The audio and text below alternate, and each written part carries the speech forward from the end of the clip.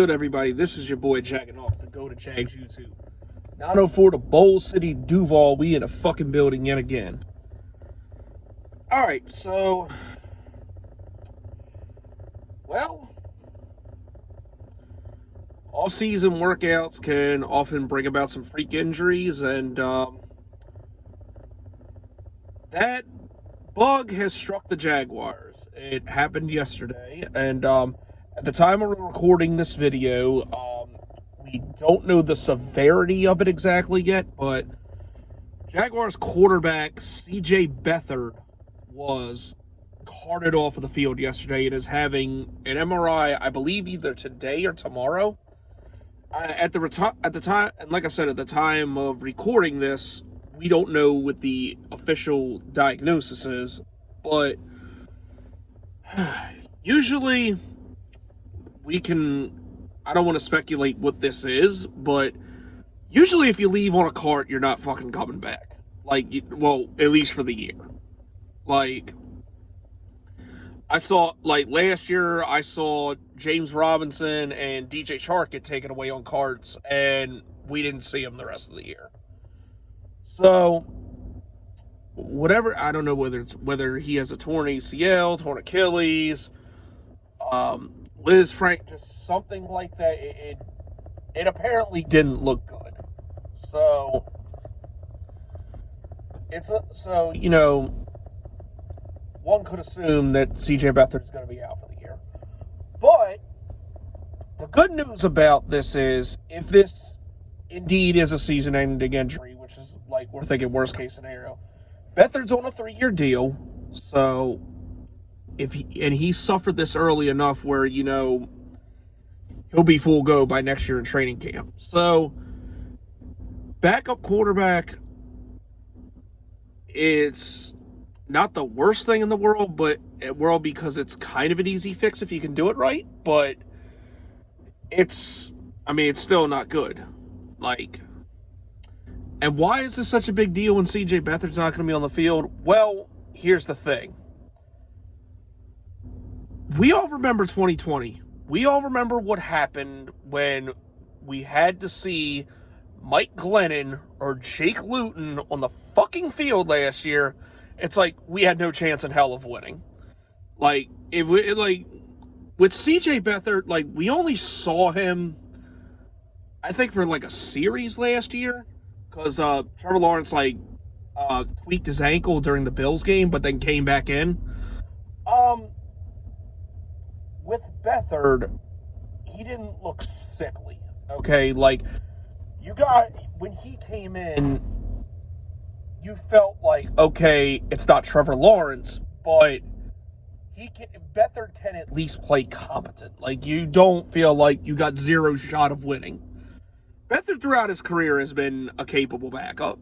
So, right now, we don't have that. And I refuse to believe Doug Peterson, a former backup quarterback himself, someone who won a Super Bowl with a backup quarterback, who realizes the importance of having a decent guy behind your starter, is going to go into the season with fucking Jake Luton or EJ Perry as his backup. And I can't say EJ Perry will definitely be it because I don't know a whole lot about him. So right now I'm just going to assume him and Luton are about the same. So we need another guy. But thankfully, there are some names out there that you could either pluck off free agency or, you know, trade like a day 3 selection for and get. Now, I'm gonna cross 3 names off this list right now. We're gonna cross off Jimmy Garoppolo, Baker Mayfield, and Colin Kaepernick. Garoppolo and Mayfield, it's going to cost too much to get, and we're only going to need them for a year, so that's not going to happen. That would be foolish for it to happen, just, you know, to get a backup. And Colin Kaepernick, yeah, no, we're not doing that. Like, dude's already said he's not playing for less than $20 million a year, so yeah, to hell with that. No, but there are 10. I have come up with 10 names. Like, I didn't think I'd expect to make a top 10 list out of this, but here are 10 potential replacements. I'm going to go from names who I want to see the least to the names I want to see the most. But here are 10 possible replacements for CJ Beathard. If I miss somebody, write down in the comment section. Okay, so I'm open to all things. But these are 10 names I came up that would be, slightly acceptable at least, if nothing else. So let's get started. Number 10, I have Garrett Gilbert, former backup of the Cowboys and the Saints. He's probably been other places too, because that's like he's hardly ever gotten on the field. I never really sat back and watched on him, but he's been around a while. He has the experience. So, I mean, I guess I wouldn't hate it, but I wouldn't be too particularly thrilled about it. So, whatever. Number 9, I have Josh Johnson. He's been with Tampa, he's been with the Ravens, he actually beat the Jaguars a few years ago as a member of the then Washington Redskins. He has a unique skill set. He's mobile. He's mobile. He's been around a while. So, I think he's somebody, if you had to play him for a couple games, you could live with it. So, I guess it slightly would be acceptable. I'm not sure. Damn it, I didn't even look if he's on another team right now. I don't think he is, but, I guess that's somebody you could fill the void with, and it wouldn't be too much of a drop-off from Beathard, I don't think. But, next up, number 8, we have Trace McSorley, who, God damn it, who was he with when I looked it up?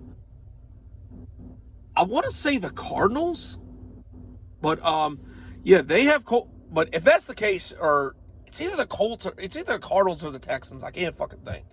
But, if he he's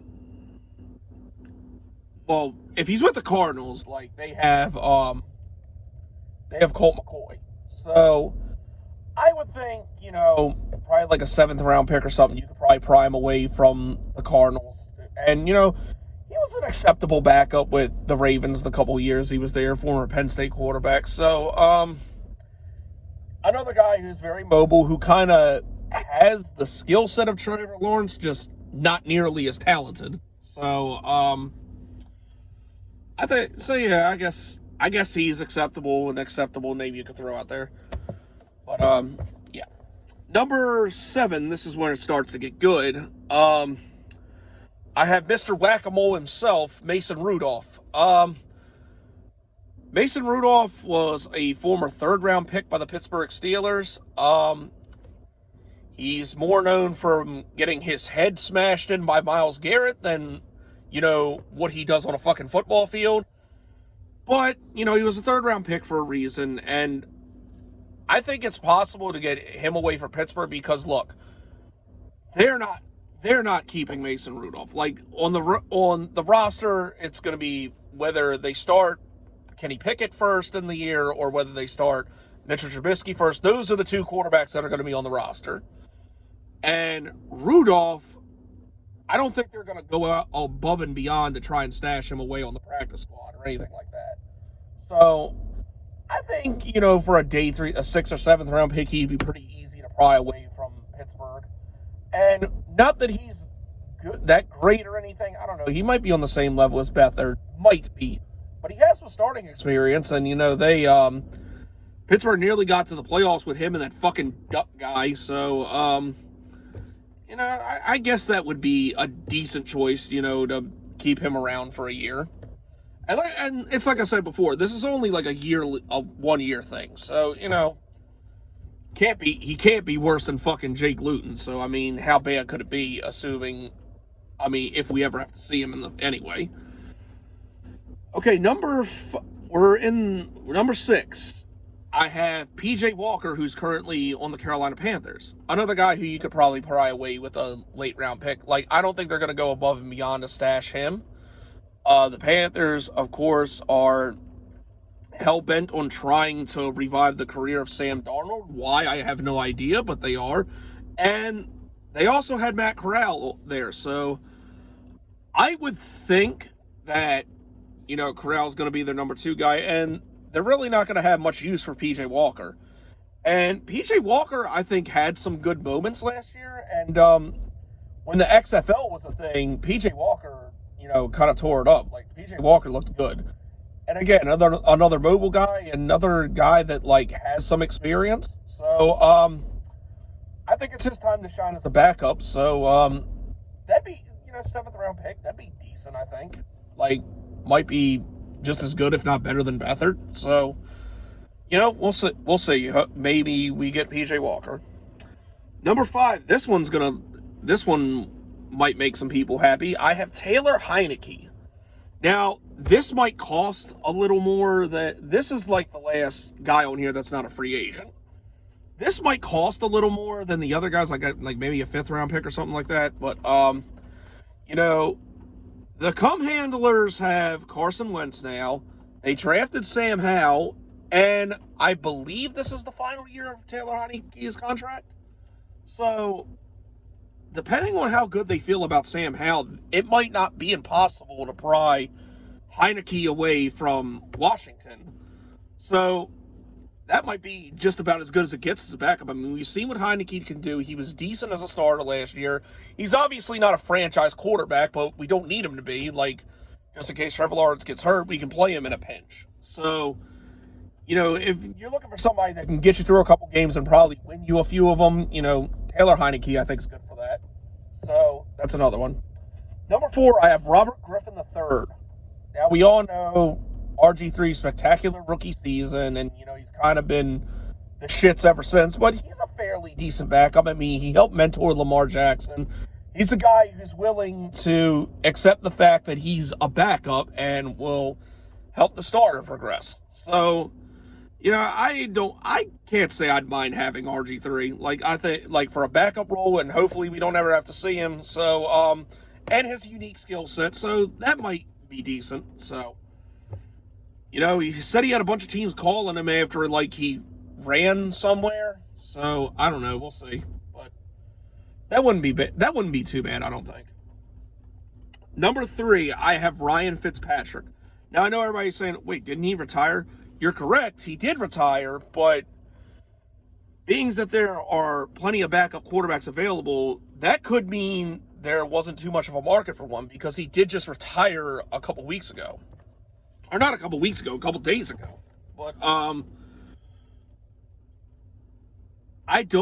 know he had a hip injury at the beginning of last year. Everything I can gather, I don't think it's related to that. So, why would he take this job? Well, because just about everywhere Ryan Fitzpatrick's been and played at, he's had to play with, the team wasn't really set at quarterback. He just kind of came in and made it a competition. He doesn't have to do that with Trevor Lawrence, and Trevor Lawrence, doesn't really have big injury concerns.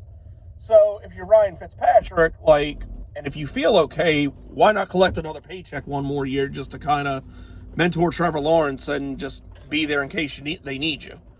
So I don't think I could be wrong. There could be other reasons why, but maybe we could pry him back in to fill in for CJ Beathard for 1 year. So if that's the case, I think Fitzpatrick's a great backup. I think it's lower end tier if he's your starter, but as a backup, it doesn't get much better than that. So yeah. Also, you guys, number 2, you guys are going to love this one. This is the guy who I would want the second most. That being one, Blake Bortles. The former Jaguars first-round pick. He's been a journeyman the past couple of years. Yeah, if Marcus Mariota, who's a worse quarterback than him, is getting another shot to be a fucking starter nonetheless, why not Blake? Why not give him a chance as a backup? I think we can all agree Blake Bortles is not a franchise quarterback anymore, and he probably never was. But facts are facts. Blake Bortles did throw 35 touchdowns in a season 1 year. And back the last time the Jaguars were winning, he was our quarterback. So he has a 2-1 playoff record. So it's the guy, I mean, yeah, the guy, if you don't ask him to do too much, you can win football games with him. Like, we've proven that. So, I don't think, so, you know, I would love to see this happen. I hope it does happen. Just, you know, give the guy a chance to be a backup, for fuck's sake. I mean, is he really worse? I don't think he's any worse than any of these other guys out here. So, you know, I would love to see Blake come back as a backup role. Like, I think that'd be cool to see. Probably won't happen because, like, the organization is probably incensed that, like, he didn't fucking work out. But, you know, I personally would love to see that happen. And number one, I think this one makes the most sense. Cam Newton. Former MVP, former quarterback in a Super Bowl. A unique skill set. What's not to like here? Now, I think Cam Newton, like, I think he needs to understand he's not a starter anymore. We all know that, I think. And when he came back to the Panthers last year, I thought the role that he was best in was when, you know, they were bringing in packages. And, you know, maybe you could do something like that here. Like, give him some read options and do stuff like that. But I think in a pinch, you know, if like, God forbid if Trevor Lawrence gets injured, you know, we have Cam Newton there. So I think he, for his skill set and his experience, that kind of makes the most sense for the Jaguars to sign Cam Newton up for a year. I mean, that's probably the best backup you could possibly get at this point right now. But I know people were expecting me to say Gardner Minshew, but there's no way Philly's trading him. Like, they're when they figure out this Jalen Hurts crap isn't going to work, you know, they're going to need him sooner than later. So, sorry, as much as I would love to see the champion of the Elder Gods make his triumphant return to Jacksonville, I know realistically that's not going to happen. So, but anyways, anybody I missed, do you agree with the list? You know, what do you think about some of these guys? How would you feel about some of them? But let me know down in the comments. But that's it. That's all, people. This has been your boy Jacking Off. Go Jags. Duval till I die. Go.